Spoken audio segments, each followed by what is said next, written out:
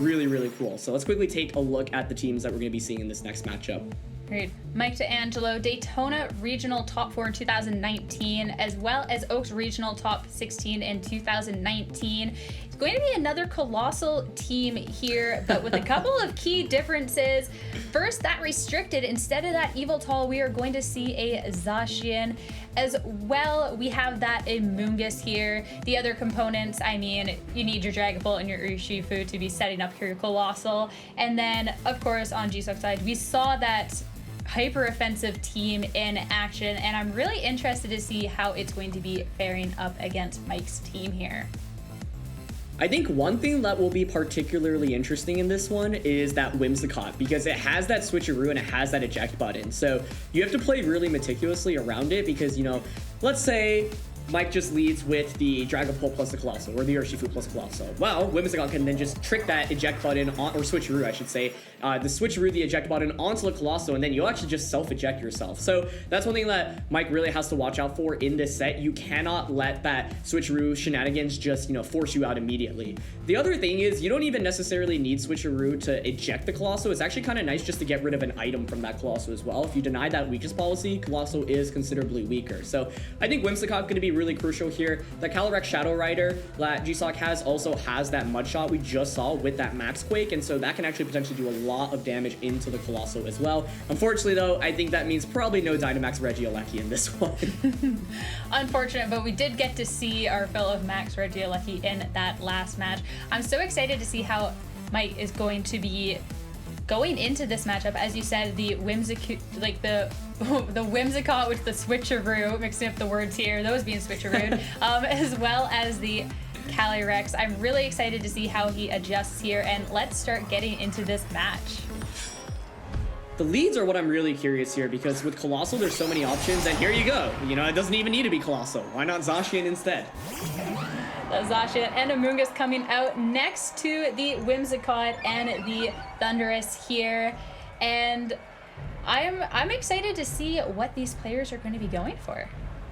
Yeah, this turn one's really interesting. One thing to note is that Whimsicott can actually take away the Zacian's item, so switcheroo on it actually is not an option here.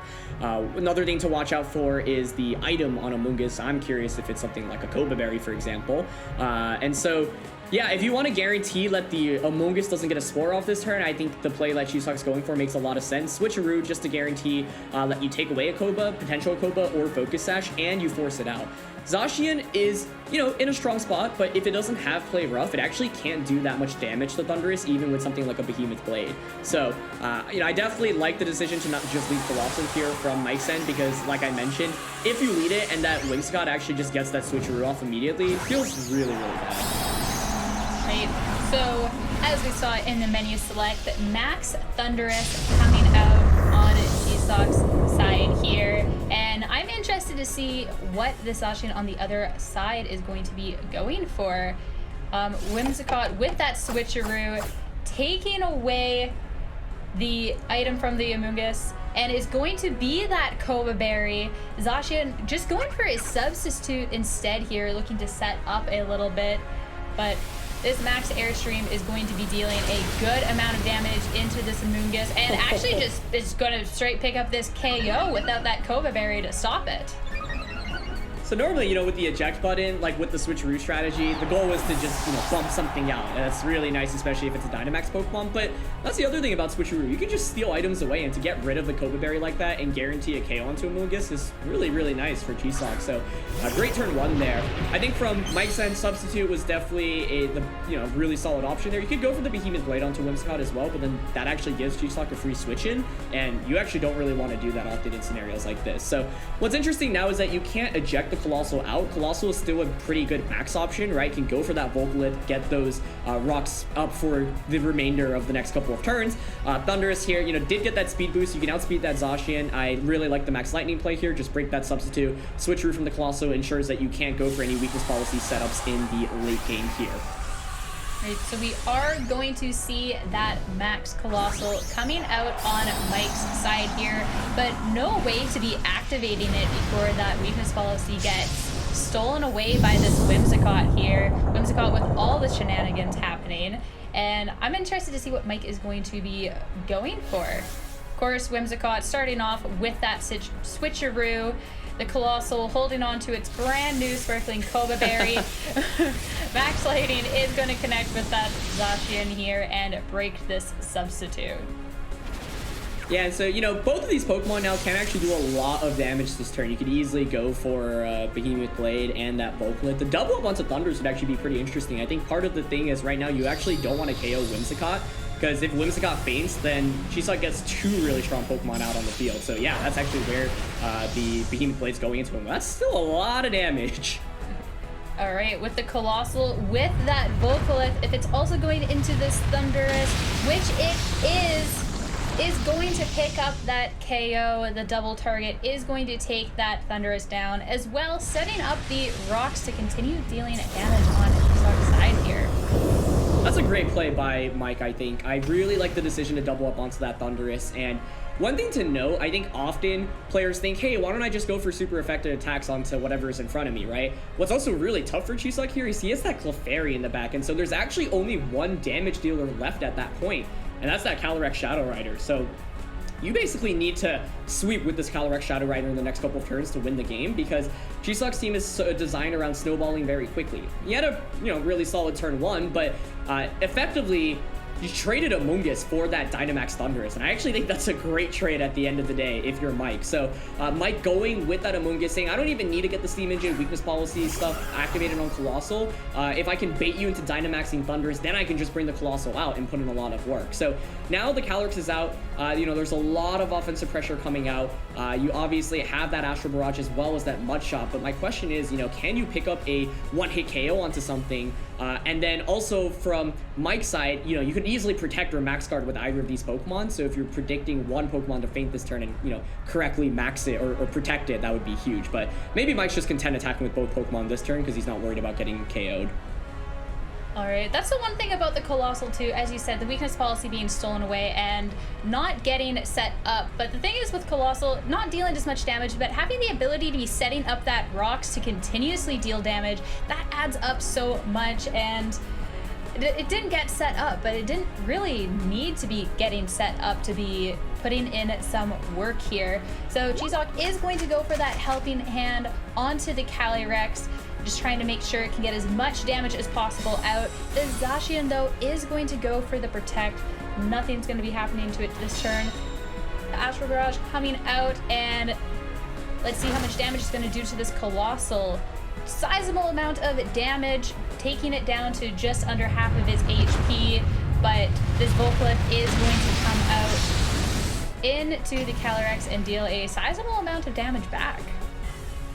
Yeah, let's see. Helping Hand plus Astral Barrage did do a lot of damage there, and so I think another one maybe just picks up a double KO here. So in order to win the game, Mike just needs the Calyrex to faint, right? And between Life Orb and the Volpilith damage, it is dangerously close, especially with those 2 turns of Volpilith left. So I think Mike at this point, he doesn't know like Clefairy's in the back yet, right? So that's also part of the equation. Like, I think if I'm Mike, I'm probably expecting that Urshifu to be the last Pokemon from Jiseok's side. That being said, your Zacian just protected. Colossal here might want to consider a max guard. Zacian could consider a switch out, or maybe you're willing to just let it faint here to use whatever your last Pokemon is, but I could see Mike switching out that Zacian. Yeah, that's exactly what happens. Sure enough, that Zacian is going to be swapping out, bringing in that Urshifu instead here. The Helping Hand Astral Barrage is surely going to be coming out, and see how much it's going to do. The Colossal is, in fact, though, going to be going for that max guard, so it gets to stick around safely. And as you said, between the Life Orb damage and the Rocks damage, don't think the Calyrex is going to be making it too much further in this match, which is essentially leaving Jiseok with 2 support Pokemon out on the field against all this offensive pressure that Mike's able to offer. Of course, the Urshifu with that Focus Sash gets to stick around for another turn, and this isn't looking too positive on Jiseok's side here. And this has got to be the best feeling. It feels like your birthday when Clefairy comes out as the last Pokemon, right? It's maybe the least threatening thing that Jiseok could have had at the end of this game. And so I really like how Mike played this end game, right? Turn 1 didn't go well for him, but it was okay because this is one thing that's really big in VGC, especially in Sword and Shield, right? If you can get your opponent to Dynamax first and then have something that counters that Dynamax effectively, you know, Colossal, really, really good counter to that Thundurus, even without the weakness policy. We actually saw that in some of Joseph's games as well, right? Earlier when he was playing with Colossal, he says, I don't really need the Steam Engine and the weakness policy to go off because Colossal is still a really good Pokemon, and turns out so is Assault Vest Thundurus. I think that's one reason why a lot of players used Colossal going into this tournament, because Assault Vest Thundurus was trending so much going into this event. So I really like how Mike played that, you know, kind of baited the turn 1 Dynamax out of Thundurus and then was really able to go from there. I think Jiseok brought that Clefairy, and it just didn't make very much sense in the context of this game. He probably brought it hoping for Whimsicott to feint, so then you can just spam like Clefairy plus Thundurus, Clefairy plus Calyrex, but Mike played really smart, didn't let that happen. So I think if you're Jiseok, you maybe consider the adjustment, don't bring Clefairy, bring something like that Urshifu in the back of this next game, or Regieleki. Yeah, as offensive as Jiseok's team is, if the last 2 Pokemon out on the field are support Pokemon, nothing is really going to be done. And that Colossal with that G-Max Volcalith, as you said, weakness policy, it wasn't dealing too much damage by itself, but the rocks damage really adding up at the end of the game, able to pick up that KO on the Calyrex and leave Jiseok in a position where he couldn't really respond. So I'm interested to see how he switches up the team and what he's going to be bringing in for this Clefairy instead, because I'm sure we're not going to be seeing it going into the second game here. All right, so let's get this next game started. Curious if Mike adjusts his lead. I think Amoonguss Zacian was smart. Looks like he is content just to go with it once again.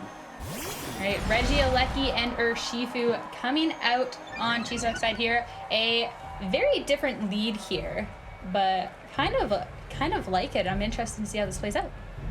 Yeah, I definitely like it as well. I mean, the ability to just put on, like, you don't need the Tailwind as much, right? Especially, and I was saying before we got into this that I didn't think Dynamax Regieleki would be a thing, but here we are, Jiseok going for the Max Alecki, and that's pretty neat too, because then the Amoonguss can't go for any spores, you know, afterwards. So, well, that is definitely not an adjustment I was thinking about at all, but I think you can see Jiseok's awareness with this team. He's really willing to Dynamax this Regieleki, and I love that decision here.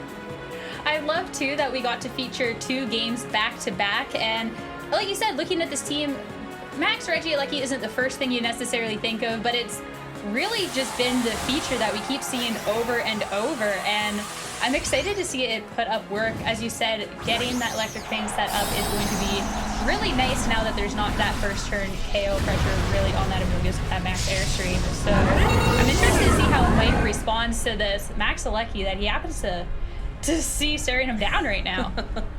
I think that's the beauty of Dynamax Regieleki once again. So few people ever expect that on turn 1. It just doesn't Dynamax that frequently. So in the end, the safe Rage Powder here, but I like the Max Lightning plus Wicked Blow play. I'm curious, though, if that's enough to actually KO the Amoonguss here. I think Amoonguss, if it's really defensively invested, might actually be able to survive, and that would be a big deal. But yeah, let's see. Right, Zacian is going to go for that Behemoth Blade here, and it's going to be targeting into the Max Regieleki here. Surely would have been enough if it didn't Dynamax, but instead Regieleki hanging on with a nice little chunk of HP here to stick around to do some more damage next turn. Wicked Blow connecting with that Amoonguss is not going to be enough here. Amoonguss getting to stick around for another turn as well. The Amoonguss is always so difficult to take out of the field. In that first game, I mean, it disappeared pretty fast, but Amoonguss is so bulky that in most cases it doesn't actually get KO'd that first turn so easily.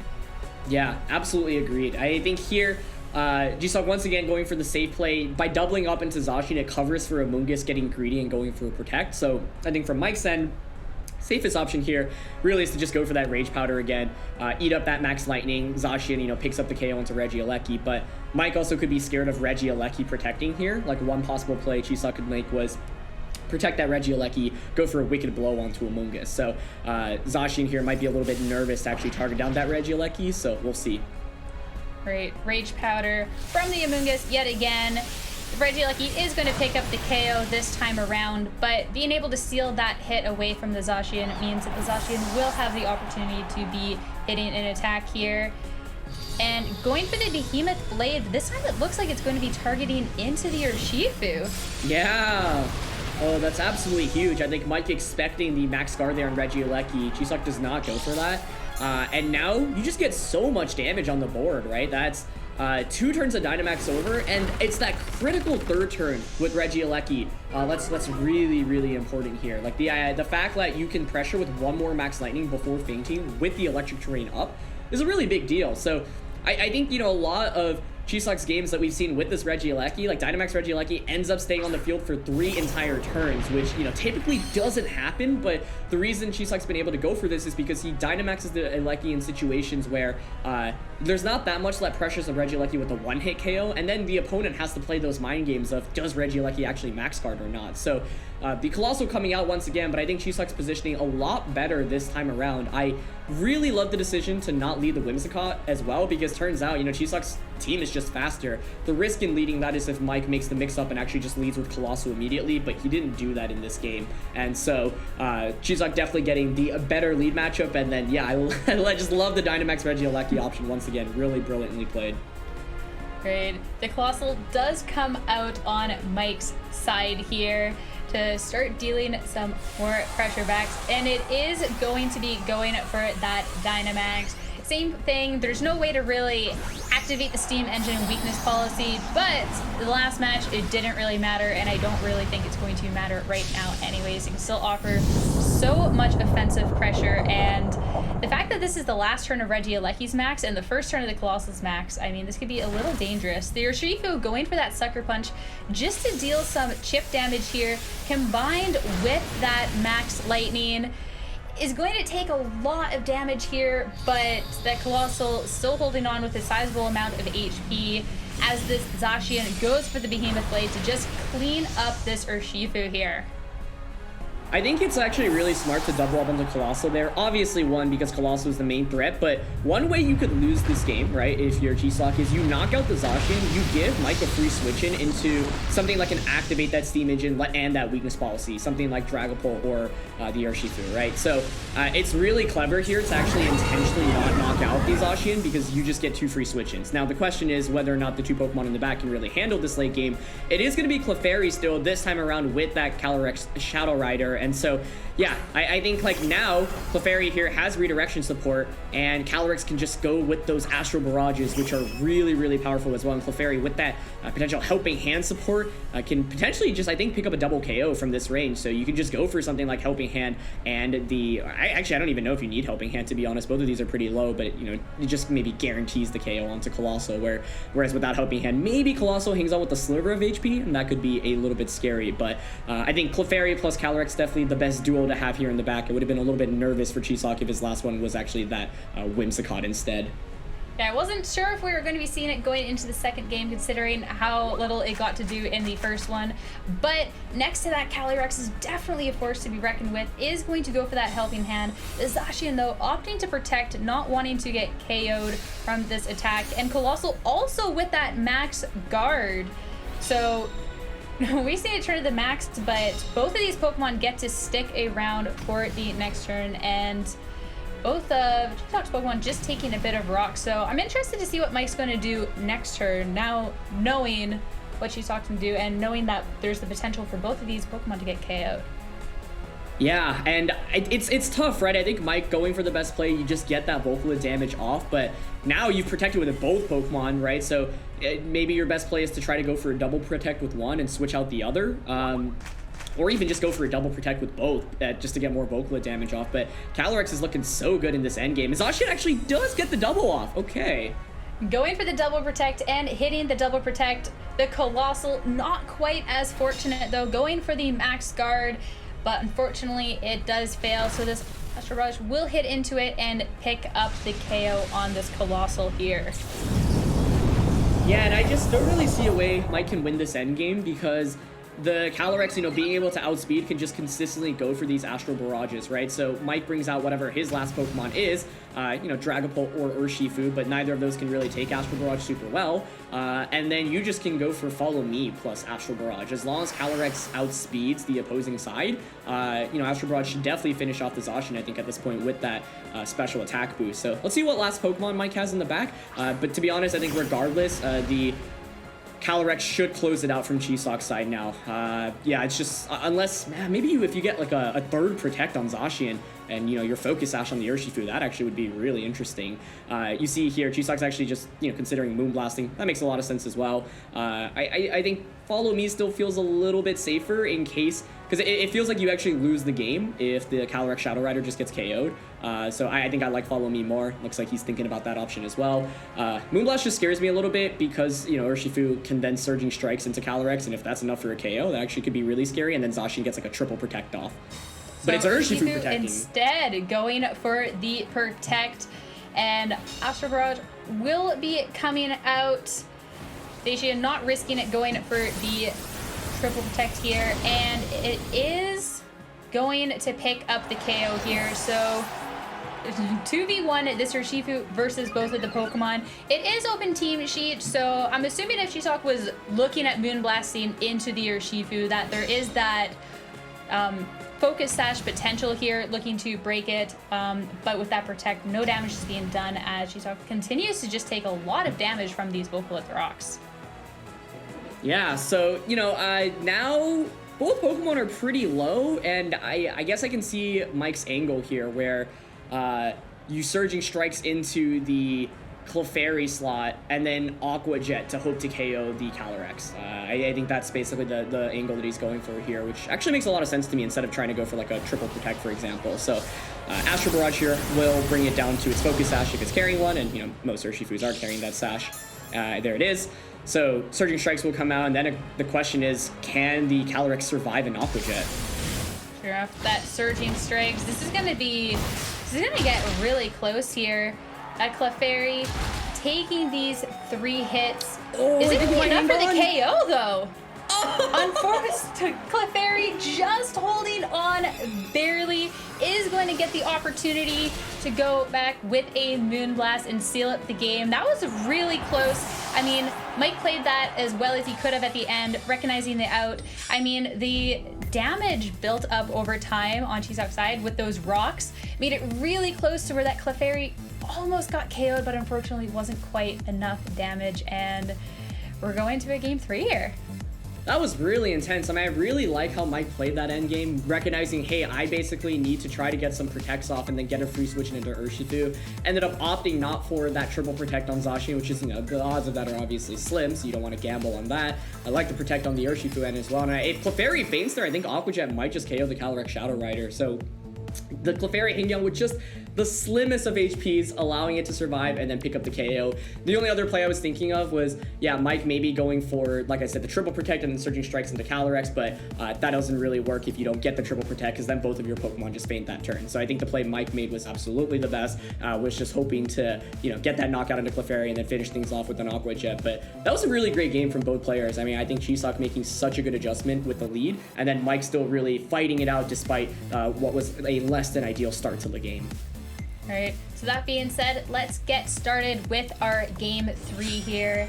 Really excited. I mean, we got to see that Max Regieleki. Mike knows that that's a possibility going into this game, and leads the Zacian Amoonguss with Regieleki yet again coming out on Jiseok's side, but next to the Whimsicott this time around. So I'm thinking Jiseok led the Whimsicott here because he was maybe expecting Mike to make a little bit of a mix-up. I was thinking one thing Mike could do if he wanted to change his strategy up is actually just go with Colossal immediately. If you're expecting the same lead from last time, Colossal can actually apply significantly more pressure. This time around with Whimsicott and Alecki, you know, you can still eject stuff out. You might consider not Dynamaxing the Regieleki this time around, and yeah, it looks like he's going for the switcheroo Electro Web play. Amoonguss could protect here, which would be interesting, right? Just protect the Amoonguss, and then Zacian could either go for a substitute or just eliminate that Whimsicott from the field immediately. But looks like Mike would rather play it safe, you know, doesn't want to risk something like a Helping Hand Max Lightning into Zacian turn 1. And I think you can always feels good to just go for the safest play possible, because you don't want to just lose the game on turn 1. So Amoonguss with that eject button now, is going to take that Electro Web and get swapped right out of here. Electro Web, of course, bringing the Zacian speed down as well here. And I'm interested to see what Mike brings in here for this Among Us. Let's see. I'm also curious, who Zacian targeted here. Either way, it's a ton of damage on the board, and Whimsicott, Regieleki, probably the two of the most frail, standard Pokemon that you see in Series A, and we also know it's not Focus Sash Whimsicott either. All right, Colossal coming back in for the Amoonguss here. The Behemoth Blade. Let's see where it targets. And it is going to go into the Regieleki this time, dealing a sizable amount of damage, but not enough to be picking up this KO here, and it gets to stick around. Yeah, it doesn't pick up the KO, but once again, I like the decision to not target the Whimsicott. One thing that's been tough for Jiseok in this matchup is, if you're using Whimsicott or Clefairy, they're not really doing very much damage. I mean, they do have a Fairy-type attack, right? So that helps specifically against Urshifu, but otherwise, they really just sit on the field for a while and don't do very much. And so, Mike's been very calculated in his decision to not KO Whimsicott intentionally. I think that's been really, really smart. Now Colossal can go for that Gigantamax, get that Volcarif off, and it's definitely likely let both of the Pokemon faint this turn, but Mike also could make the decision to intentionally not target the Whimsicott once again and force this to be like a 2v1 where you're basically targeting Whimsicott's partner for the remainder of the game. So let's see what approach he takes here. Yeah, that Whimsicott, I mean, the Whimsicott can be so scary, but once it runs out of things to do, it's not actually offering any offensive pressure beyond that. So it is going to go for that helping hand next to that Regieleki. Regieleki firing off a Thunderbolt into the Zacian and is going to pick up that KO there. So I was wondering if Zacian was considering like a protect in that position because of the threat of Helping Hand plus Thunderbolt. It is actually going to be the Whimsicott target this time around. So going down to 21 HP. This time around, I mean, Mike's going to go down to his last Pokemon immediately. I mean, very, very quickly. Well, he's still got the Amoonguss in the back, but getting rid of Zacian, definitely not bad for Jiseok, but the question is, how do you really deal with this Colossal right now? He doesn't even have Steam Engine or Weakness Policy activated. And once again, this is the problem that I think Jiseok ran into in the first game, right? There's not that much damage. It's really Shadow Rider Calyrex that you're depending on right now.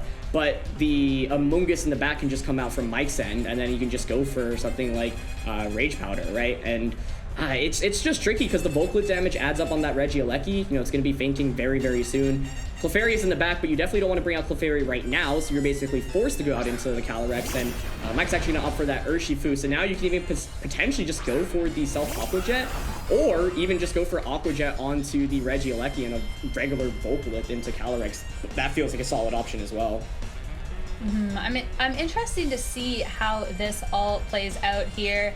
I think Jiseok recognizing that this Regieleki is not going to be holding on for too much longer with this rock damage, contemplating a switch into the Clefairy, but I mean, it's a little difficult here. You don't really want to go down to just 2 Pokemon already, but at the same time, you're not going to be then maximizing the Regieleki on this turn either. So, and as you said, the Aqua Jet from the Urshifu being able to either target into that Regieleki slot or to be hitting into the Colossal to actually get a setup going on is very dangerous.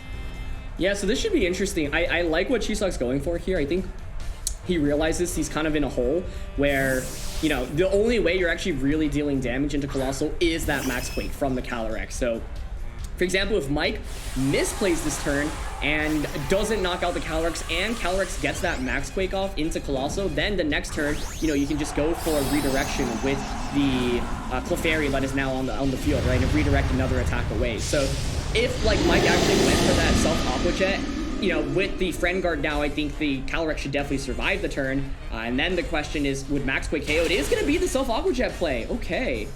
All right, so now, as you said, it's just a question of, is this Colossal going to be dealing enough damage here to make it worth it? It is going to be going first here with that Steam Engine, going for another Volcalith here, is hitting into Calyrex and not doing anywhere what it needs to be doing, and is going to be getting a Max Quake hit into it in return, which is going to be picking up that KO. Yeah, I mean, the thing is that the Volclip damage is going to add up very quickly here as well. And so, I mean, that's what Mike's going for. You have the Amoonguss for redirection support. Urshifu does have Surging Strikes, and Surging Strikes, of course, actually does a lot of damage. And the other thing is you can't really protect the Clefairy right now either. Amoonguss still, you know, in the back can come in for redirection support. So Jiseok does get a really big KO there on Slip Colossal. I think if you ignore Colossal that turn, Colossal, if it gets even another attack off after the weakest policy and Steam Engine go off, is looking very, very strong. We know that the Urshifu here has the Focus Sash. There's an Amoonguss here in the back. I'm really curious if the Amoonguss can take a... I mean, yeah, whether or not it can take like a +1 max Phantasm. Now, there's no Psychic type attack. I think if there were a Psychic type attack onto this Calyrex, this endgame might be a little bit easier. So then you have to make the decision, do you think Amoonguss is going to go for a Rage Powder or a Protect here? It could even gamble and go for a Spore, which is pretty risky. Urshifu here can Surging Strikes into the Clefairy slot. I don't think that's enough for a KO, though, even after the Vocaloid damage. So I don't know. I mean, Jiseok actually has put himself into a position where, hey, this Calyrex is looking pretty good. The question is basically, can you pick up knockouts in these next 2 turns? And do you target the Amoonguss, right? Does Amoonguss go for a Rage Powder? Does it Protect? Does it Spore? There are a lot of mind games right now. And it looks like Jiseok is just going to opt for the safe Phantasm into the Amoonguss slot. But it protects. Sure enough, the Amoonguss going for that Protect. So the Max Phantasm, I mean... getting some chip damage through it, which is a little nice, but surely not what you want to see there. The defense drop, though, coming in, which isn't really going to be relevant here either, considering the last 2 Pokemon are special attackers. The Surging Strikes is going to come out, hitting into that Calyrex here, and it's not going to be enough to straight KO, but with the Rocks damage, it might be. Oh, it's close. It's going to come right down to the wire here. And I am not quite sure. Moonblast hitting into the Urshifu, bringing it right down to its Focus Sash here, and I'm just waiting to see how this Rocks damage deals out. Yeah, me too. I mean, in that opportunity, let's see, 28 down to... Oh, it's enough! It is enough! Just getting there. The Calyrex is going to get KO'd here, and that's a rough one. That was really close. I wasn't sure which way that was going to be going there. So Jiseok left with that Regieleki, which is barely holding on, as well as this Clefairy here. Yeah, I was thinking from Jiseok's end, you could go for a Follow Me and a Phantasm into Amoonguss, because yeah, now there's no damage, right? How are you going to actually beat the Amoonguss? You can't do any damage into Amoonguss. So, I mean, Mike going for the good Protect on Amoonguss, also great decision to actually go for the Surging Strikes onto Calyrex, because it basically punished exactly what just happened there, right? Jiseok did not go for a Follow Me there, and as a result, the Calyrex actually ends up fainting. I'm guessing Jiseok didn't think let the Surging Strikes through Friend Guard, and the Vocaloid damage would actually be enough to pick up the KO, but in the end it was just enough damage. And so that's the thing about Urshifu, getting those multiple crits is really nice. And so wow, I mean, that was a really, really wild set. Props to both players. I think they made some really nice adjustments throughout the course of the set. And that endgame had me really, really nervous for both players. I had no idea how it would shake out. I was thinking, yeah, maybe Clefairy can go for Follow Me there. You Phantasm into Amoonguss, and even if Amoonguss protects, the next turn you can go for another Rage Powder, another Phantasm into Amoonguss. But the tricky thing there, once again, is that Whimsicott